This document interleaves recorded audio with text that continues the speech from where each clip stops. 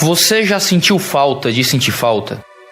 Eu vi um vídeo no canal do Léo Juan chamado O Naruto é Infeliz. Eu nunca assisti muito de Naruto, eu conheço um pouco da história. E assisti menos ainda de Boruto, que é a nova saga do Naruto que retrata o seu filho e mostra o Naruto, já alerta de spoiler, Hokage da vila. Depois de tantos anos que Naruto Shippuden já acabou, é meio esquisito dizer que isso é realmente um spoiler. Mas o Léo diz algumas coisas muito interessantes a respeito do processo de conquista de um objetivo que a gente buscou durante toda a vida. Ele fala sobre como o Naruto era alguém muito mais feliz enquanto ele ainda tentava ser Hokage do que agora, quando ele realmente se torna o líder da aldeia da Folha. Esse vídeo teria passado desapercebido para mim se eu não tivesse feito uma viagem com minha esposa e encontrado na livraria do aeroporto uma publicação chamada A Parte que Falta. O livro é uma historinha bem curta falando sobre a falta que a falta faz. É a história de um círculo que faltava ali um pedaço e ele vai rodando em busca desse pedaço que lhe falta, até que ele encontra alguns pedaços que não encaixam bem e chega uma hora que ele encontra um pedaço que encaixa perfeitamente. Depois que ele encontra esse pedaço, ele percebe que ficar completo não é tão legal assim, ele deixa esse pedaço pra lá e então volta a procurar um pedaço que lhe sacie. Quando eu folhei esse livro na livraria, eu lembrei muito do vídeo do Léo e fiquei pensando bastante a respeito da falta que a falta faz, de como muitas vezes nós sentimos falta de sentir falta, de como nós muitas vezes projetamos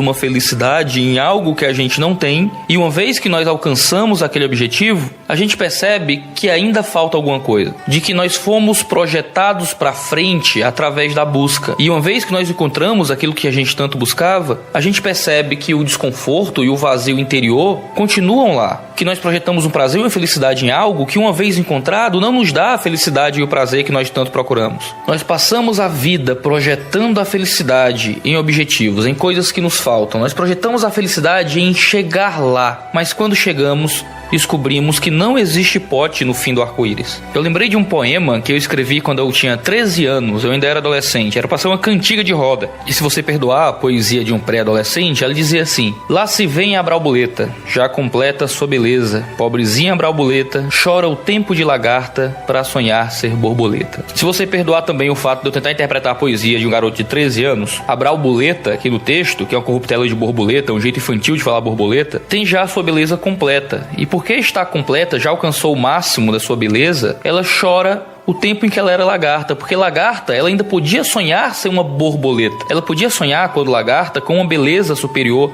àquela que ela alcançou. A realidade nem sempre é como a fantasia. E muitas vezes o sonho realizado não é como o sonho concebido. Nós imaginamos que seremos felizes quando formos adultos, e nos tornamos adultos e a felicidade não chega, porque não somos adultos como imaginamos que seríamos adultos. Imaginamos que seremos felizes quando tivermos muito dinheiro, quando casarmos, quando comprarmos a casa própria, quando fizermos aquela viagem para Paris, quando pregarmos na grande conferência ou publicarmos livros com o nosso nome. Quando eu tiver 10 mil inscritos no YouTube, ou 50 mil, ou 100 mil, ou 200 mil, ou 1 milhão, quando eu for famoso ou reconhecido pelo que eu faço. Nós sempre colocamos a satisfação e a felicidade um passo à frente. E a cada passo que damos, a felicidade está um passo depois. As pessoas, depois de velhas ou adultas, já são o que são. E não tem mais como sonhar ser outra coisa, ou já não tem mais tanta vida pela frente. Então, só sonham com o tempo de criança, que era o tempo que podiam sonhar em ser o que quisessem quando adultas. No fim das contas, nós somos como o Coringa de Heath Ledger. Nós somos cachorros correndo atrás de carros. Se nós alcançássemos, nós não saberíamos o que fazer. Você entendeu a teoria de Lacan? As fantasias precisam ser irrealistas, porque no momento, no instante em que vocês tiverem o que procuram, desistem. Não vão mais querer aquilo. Para poder continuar existindo, o desejo deve ter seu objeto eternamente ausente. Não é aquilo que vocês querem, é a fantasia daquilo. Então, o desejo sustenta fantasias impossíveis. Foi a isso que Pascal se referiu quando disse que somos verdadeiramente felizes somente quando sonhamos acordados com a felicidade futura. Ou porque dizemos que caçar é melhor do que matar. Ou cuidado com o que você deseja. Não é porque vamos conseguir, mas porque fatalmente não vamos querer quando conseguirmos. Então a lição de Lacan é: viver pelos desejos nunca vai trazer a felicidade.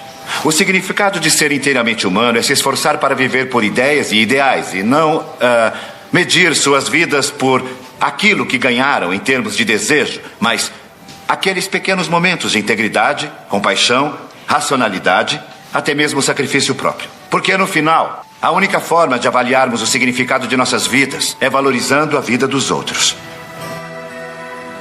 Parece que o vazio faz parte de quem nós somos. Ele nunca será satisfeito porque o vazio do homem é cósmico, é transcendente, é do tamanho do universo. Ele se expande. É um vazio do tamanho de Deus. Deve ser por isso que o homem é uma fábrica de formar religiões, que o coração do homem é uma fábrica de ídolos e que nós projetamos o tempo inteiro anseios religiosos nas coisas dessa vida. Eu gosto daquele poeminha que eu escrevi aos 13 anos porque foi aos 14 que eu me tornei cristão. E o vislumbre que eu tive aos 13 me mostrou que eu precisava encontrar algo que preenchesse o meu vazio, que não seria um passo à frente. De que se eu projetasse a minha felicidade em alguma coisa que seria alcançada, nunca que eu encontraria aquilo que eu estava procurando. Porque o que eu estava procurando não eram os petiscos dessa vida, mas um banquete cósmico que sarasse a ferida do meu coração.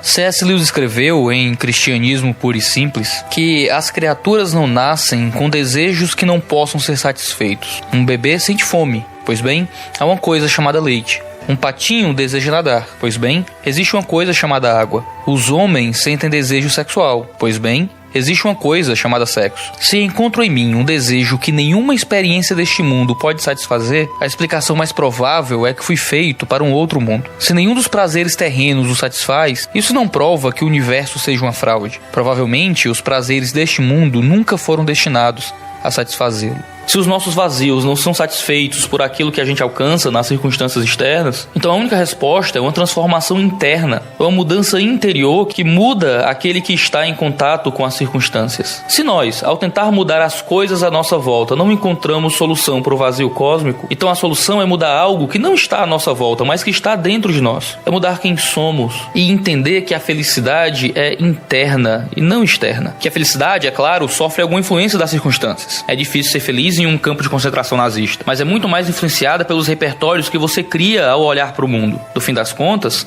sua felicidade só é responsabilidade sua. Não é algo que se transforma como se levanta um braço. Ouvir um seja feliz não muda muita coisa. Se você não assumir a sua responsabilidade sobre sua própria alegria, como é que seus sentimentos poderão mudar? Você será uma mera vítima das circunstâncias? Ou você vai assumir a responsabilidade por ser alguém que, independente de onde vive e como vive, já encontrou alegria? Eu encontrei o que preenche o meu vazio.